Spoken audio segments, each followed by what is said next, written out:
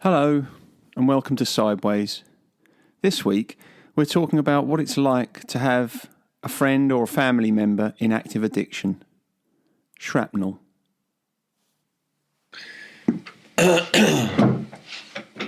So, here we are again. Hello. Hello. How you doing? Well, I'm okay, although I'm losing my voice slightly because I've been a bit poorly in the past few days. Okay. Yeah. Okay. What are you trying to say then? That I've got to do more speaking? No. On this no, episode? please no. Because I'm feeling I can just keep going forever. Please, no more speaking. So, no, I think I'll be okay. I've got loads to say though. People want to hear. As always. Yeah. Yeah, the second bit is a matter of opinion. Quite. So, what are we talking about this week? Well, I've been thinking quite a lot about, and it comes up in groups quite a lot, about the effect that having an addict in the family has on everyone else, really.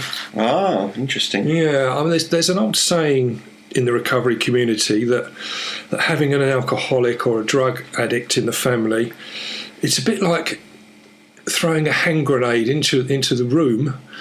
And the room is full of your friends and relatives, etc., and everyone gets hit by the shrapnel as it explodes. So I thought, it's a little bit of a violent image, I suppose, but I think it's but probably quite accurate. Yeah, I think it does. I mean, it's everyone in the room gets hit by that shrapnel, and it's either on an emotional or a physical level, and certainly on a financial level.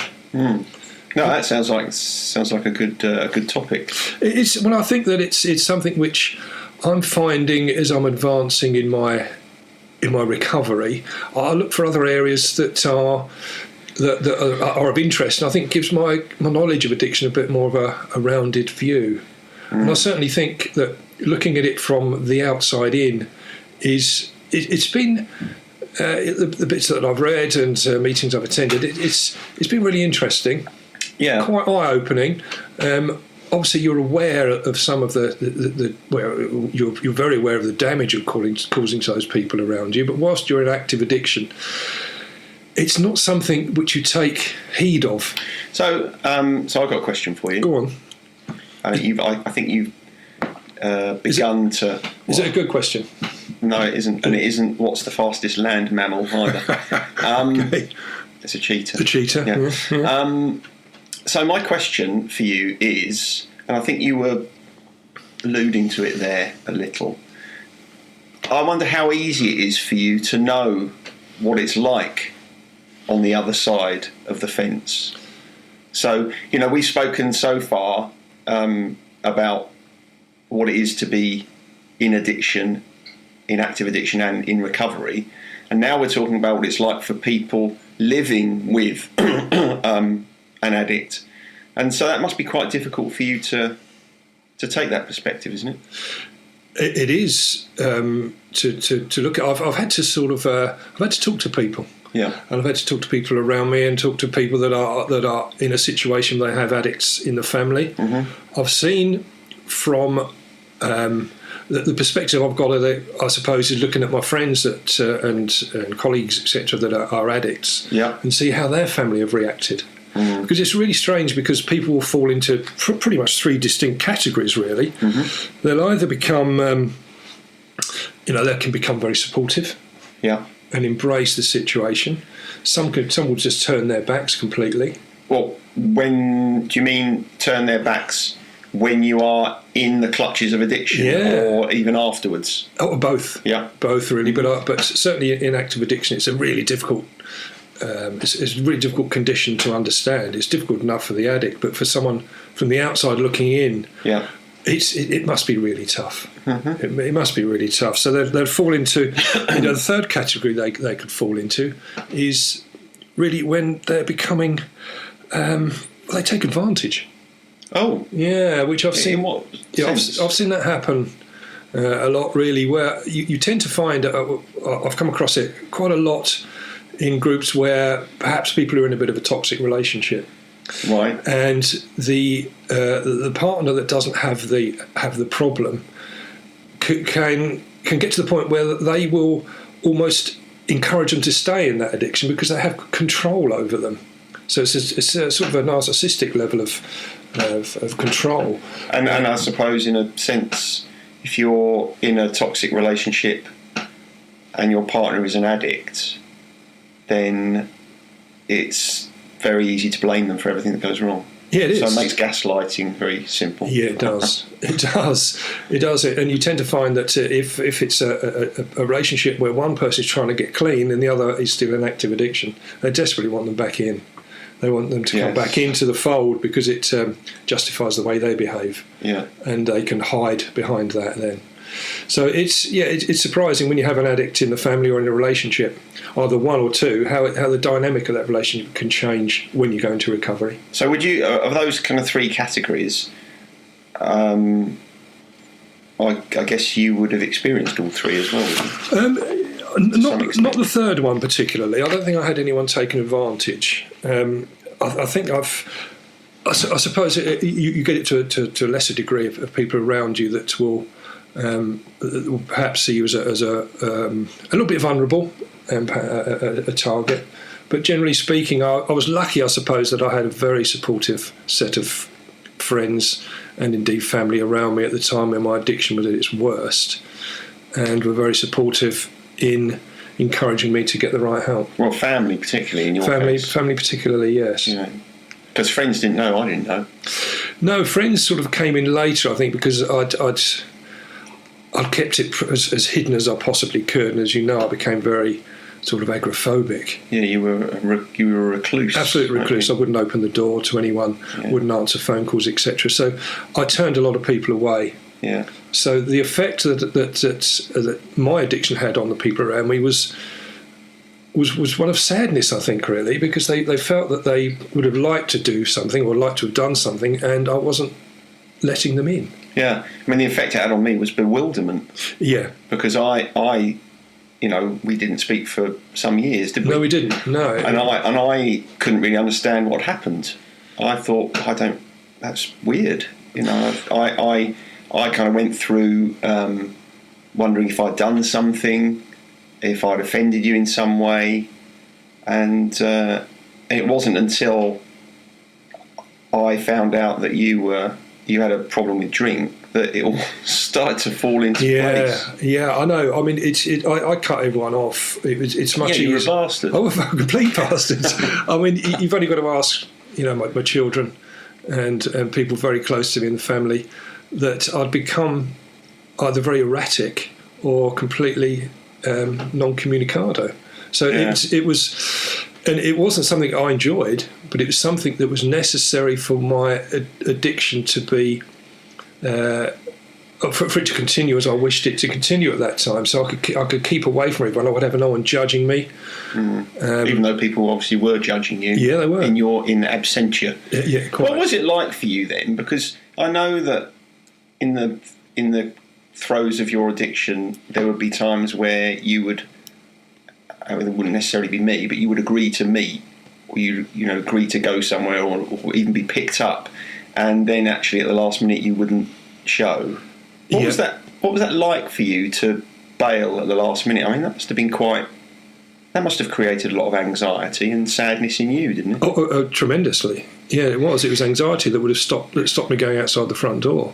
So if I could agree, perhaps on the end of the phone or via email or whatever, that yes, we ought to be meeting up and talking, I could make the right noises and then forget about the commitment I'd made by just indulging in drinking further. Yeah, so then you get to the point where you had to fulfil the commitment. Yeah. You wouldn't feel that you were able to do so because your anxiety was so bad. You'd bail, and then of course your anxiety would peak again, wouldn't it? Because you bailed. Yeah, it was just that decreasing circle. Yeah, it was, and it's there's a lot of cycles that go on in addiction, but the emotional ones like that, they're so difficult to break. Yeah. They really are, and I think that over the years in recovery, I've become concerned. Perhaps I know if you were taking the 12 steps, which I don't follow particularly, but I understand them, and I know a lot of people that do. There's part of the 12-step program where you are looking at going back to make amends with people and that sort of thing. And I look back and I do take a bit of an inventory of what has happened. But as you know, I had a number of years where are really fuzzy. A decade? My lost decade, which was really from about 2001 to 2011. It's so fuzzy. It really is fuzzy. So it's been a great period of really going back and finding out bits that happened, finding out about myself and finding out really what happened to other people during that decade as well, that I'd lost touch with. So it's a whole new world opened up to me once I was back into sobriety. Yeah. And I think part of that was, I think what I decided to do quite recently was I've been to an Al-Anon meeting, which is a meeting which is specifically set up for dealing with those people, the families, relatives and friends of people, of addicts, right. Mainly alcoholics. With Al-Anon don't really deal with drugs so much, but certainly the people that are affected by people close to them that have addiction problems. And it was quite strange because I rang the Al-Anon helpline, which is in London somewhere, and they then put me on to a lady in Maidstone who then had to go to the group to take group conscience, really, to see if they were happy to have almost like one of the enemy in their midst at one of their meetings. So I had to wait for a while for the lady to come back to me, and then I had to wait for it to be an open meeting where people that aren't directly affected by it can come along and have a listen. Why did they see you as an enemy? I don't really know. I found that they were a little bit standoffish, and I felt when I went to the meeting that initially they were very welcoming and were quite pleased to see me in there. But there were people in there that, I don't know, it felt like I almost represented and embodied the struggle they were having. Right. I was hoping to go along and to give an example of what recovery can do. Right. And I think hopefully I was able to get a bit of that across. But generally I wanted to go and see how the meetings were run, because if in groups when people come along, we always encourage friends and families to take care of themselves and to get help themselves, because it's really important. And I'm discovering this more and more on this part of my journey, that it really needs to be taken care of. So going along to an Al-Anon meeting, I found it really fascinating, and they did overall. They did make me welcome, and I think they warmed to me at the end. But it was really interesting, and I didn't realise that. And those people that go along to the Al-Anon meetings actually do a 12-step program. Right. They do it. It's an adaptation of the AA 12-step program, but it's again going back and making sure they're taking care of themselves, but giving them an understanding of how the condition affects people. So just to be clear, the Al-Anon meetings are for people who are affected in their lives by alcoholics. Yeah. Either live with them or are relatives of them, or yeah, it's often because their own life has become unmanageable. Well, I think that happens with lots of emotional disorder, doesn't it? Because for instance, if you live with someone who is clinically depressed for years, it's quite often when they start to get better that you find yourself falling because you couldn't all the time they were sick. But it takes an enormous toll on you to be around someone who is struggling with their mental health. I agree, and I think when in that situation, especially where it's like a husband and wife, for example, where one of the partners has got an addiction problem, the whole of the focus in that family then is on the addict, yes. and the disenfranchised spouse gets left behind, and I think that these meetings also, they provide a real safe haven. So I know the one I went along to, there were people there that had partners that were still in the madness, and they were finding it increasingly difficult to be around them, and so to go along to an Al-Anon meeting for a couple of hours was ideal. And it gives them a real opportunity, a platform to talk about their problems. I suppose I'd gone in there with a little bit of a preconceived idea, because I'd often heard from people that come to Aspire that when their partners had gone to these meetings, it was just a session where they just sort of ranted on and bitched about what was happening with their partners. But I found that it wasn't the case. I found some really strong people there, and I was encouraged. I was really pleased that sort of help is available out there.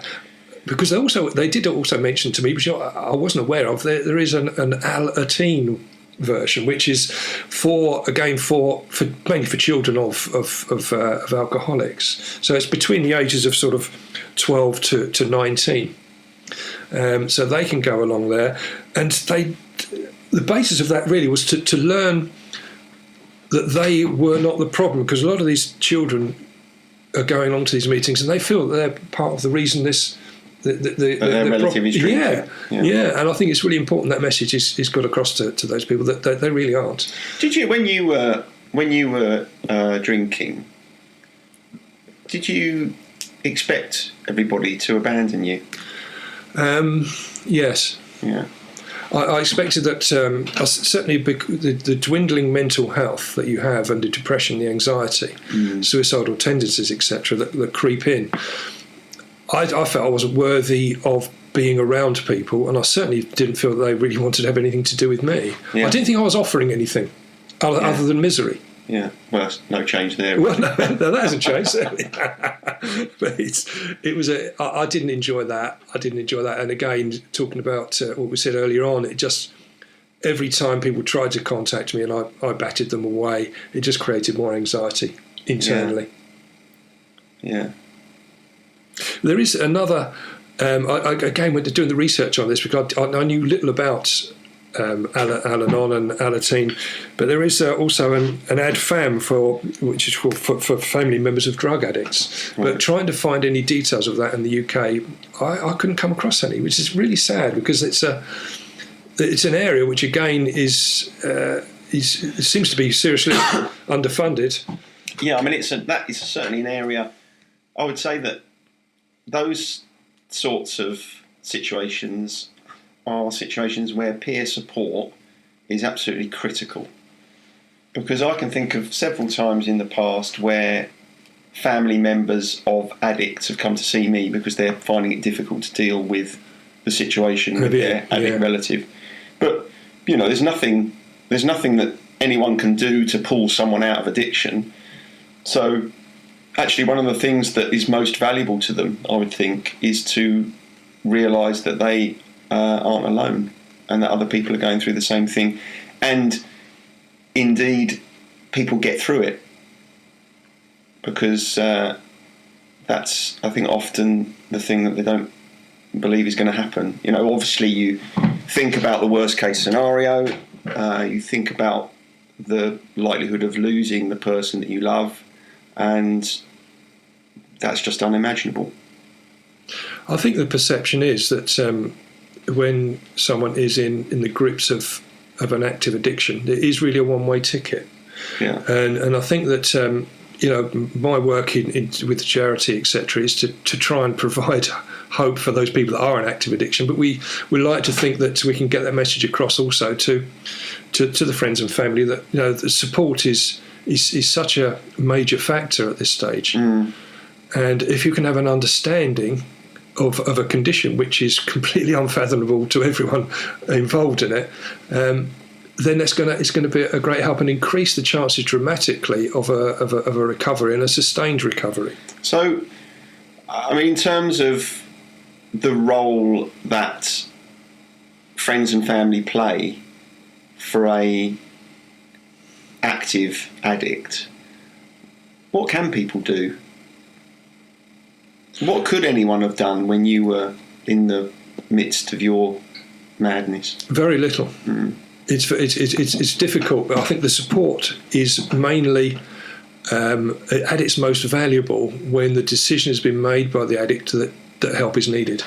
It's then people have got to step in, because you can cajole and encourage and try and push people to take that first step. But as we all know, the first step has to be taken by that person.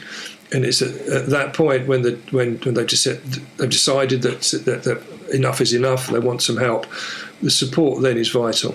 Yeah, you're right. I mean, we have spoken about that before. The first step does have to be taken by the person with the problem. But I know that your cousin was particularly tenacious about staying in touch with you and trying to get you out, and I wonder what impact that had? Because from afar, it seemed as if it had quite a significant impact. That the staying power, the absolute refusal to give up, whatever, just keep going at it, and one day, maybe when the moment is right for you to feel that you can get into recovery. I think my cousin you're talking about there, Jackie. She was she did try and keep in touch, and that's all that she felt that she could do at that time. Well, it was all she could do, wasn't and it? It's exactly right. The right decision was made. So she would ring, she would leave messages, she'd write me little notes, pop them through my door. It wasn't until she popped a DVD through my door on one occasion, and it was from my uncle had during a very early growing up period had one of those cine cameras. Yeah. And he'd taken a load of cine film of us running around as children, me and my cousins and my two brothers. Yeah. And she'd had all those put onto a DVD and popped it through my door, and that was really sad to watch that. I remember watching it and watched it over and over again and thinking, what have I done? What have I done with my life? There's this happy 5 and 6 year old boy running around there in a pair of dodgy shorts and long socks, etc. And some things don't change, do they? No, I don't wear them often now, I must say. But it did make me think, what's happening? And it sort of opened the door up, I suppose, emotionally for me to think, I've got to do something about this. I mean, she was very tenacious on that, and I know I owe her an awful lot. And also then, my children became involved very quickly at that stage as well. They were a brilliant help. My sister-in-law, she used to take me along to meetings as well. So other people started to rally around and get me along to AA meetings before I went into detox. So they started to help me back out into society. Although I sort of resisted it and I wasn't that keen, I'd started to come to the terms with the fact that I really need to do something about this. So the support at that time was greater than I really felt that I deserved. Yeah, it's almost as if people just have to be ready to help when you're ready. Exactly, and that's all you can really do. That's all we can really advise, just to be there for the people, because it will come. It's just a matter of waiting, and the timing's got to be correct. And we don't know when that's going to be. That's the problem, and that's how frustrating it is as a condition to deal with. Yeah. I think one of the problems also is that when we go into recovery, we become very selfish. In fact, we're encouraged to become very selfish because we have to have 100% commitment to what we're doing and what we're going into, and it's almost at the expense of everything else around us, which is strange, really, because that's what our condition was doing to us anyway. We were very selfish. Yeah, but we've talked about that before, haven't we? That the condition is selfish and recovery has to be selfish. It does. But what the spin-off from that is really to those people around us is that we find that partners certainly can become disenfranchised. There's even some jealousy we find when people go into recovery. They're starting to recover. They're finding a new way of life. They're regrowing. They're becoming different. They're changing, and we've come across it quite a lot where the partners become quite jealous of the fact that they've joined a new community. We certainly find it at the Aspire to Be charity. They've joined a new community, and they're getting new friends. They're changing as people, and all of a sudden they're finding a place in life which they really didn't think they had. They've got a whole new set of friends, and you tend to find this pink cloud that people get when they first go into recovery becomes an all-encompassing cloud, and it can affect those people around them as well. So it will affect the partners in a different way than the addiction did, but it has an effect overall, which is again why we always encourage people to in that position to get their own help as well. And I'm sure psychotherapeutic help would be ideal for those people in that position as well. Well, it puts me in mind of a conversation I often have with people, which is when in a couple, if one person is in therapy, if one person's doing therapy, it puts pressure on the relationship because that person inevitably is growing faster than their partner.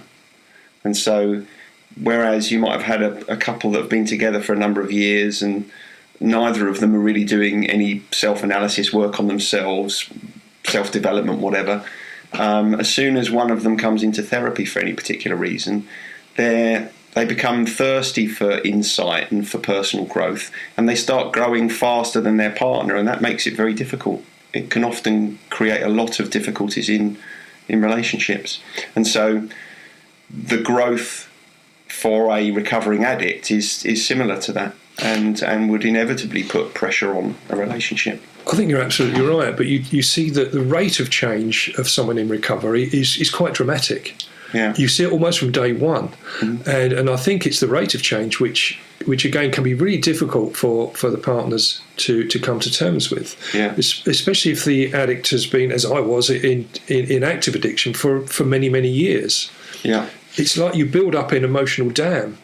There's no self-growth during that period. You flatline, basically. You just about stumble through life, and all of a sudden that toxic substance is taken away. You're allowed to grow. All of a sudden, you were bankrupt beforehand, and all of a sudden the emotions are starting to become back. They're becoming raw again, and the growth in the person, I've seen it amongst so many other people, and I certainly found it amongst myself, was dramatic. And that it can be quite disconcerting for people around, especially if they're used to you being at a certain level for so long and behaving in a certain way for so long. Yeah. So I think just to sum up, really, addiction obviously affects the person that's involved in taking the substance or drinking or whatever, but the people that are around that person need a lot of care and attention too.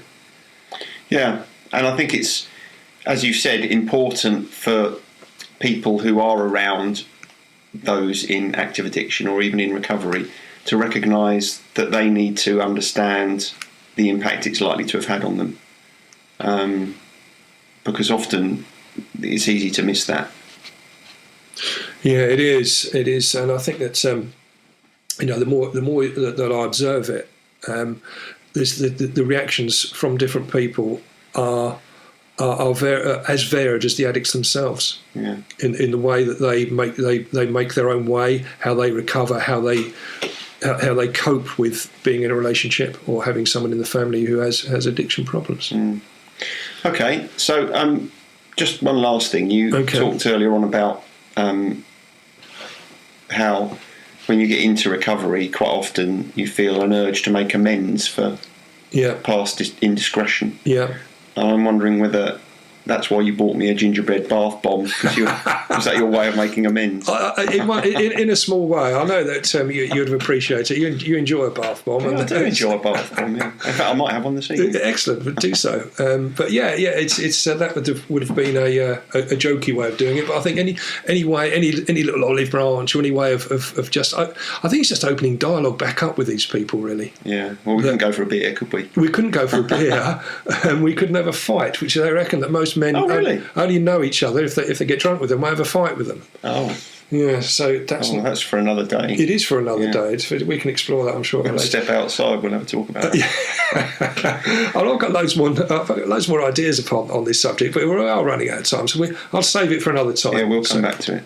Excellent. Okay, I better go and check the baked potatoes. And I'm glad your voice has held out, mate. Thanks very much. Cheers, then. See you next week. See you later. Bye. Bye. Sideways was created by Graham Landy and Martin Pankhurst. If you want to read more about our work, visit grahamlandywellbeing.co.uk/sideways. You can also email us or follow us on Twitter. And finally, we want to thank you for listening and ask that if you've enjoyed what you've heard, that you tell someone about it. And we'll see you next week.